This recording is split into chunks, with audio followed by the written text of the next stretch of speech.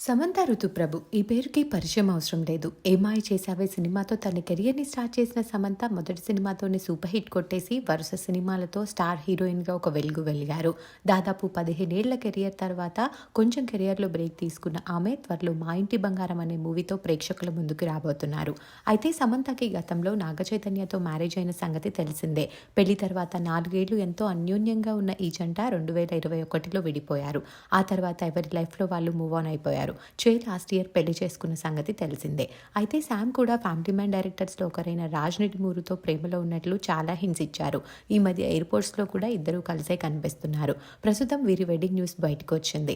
December 1 అంటే ఈ రోజు శామ్ రాజ్లు పెళ్లి చేసుకోబోతున్నారట. సమంతకి ఎంతో ఇష్టమైన కోయంబత్తూరులోని ఇషా ఫౌండేషన్లో శామ్ రాజ్ల పెళ్లి బంధంతో ఒకటి కాబోతున్నట్లు వార్త బయటకు వచ్చింది. కేవలం ఫ్యామిలీ, కొంతమంది క్లోజ్ ఫ్రెండ్స్ ఈ వెడ్డింగ్లో పాల్గొనబోతున్నారట. ఈ విషయంపై అఫీషియల్ ఇన్ఫర్మేషన్ లేకపోయినప్పటికీ ఫ్యాన్స్ మాత్రం వెయిట్ చేస్తున్నారు.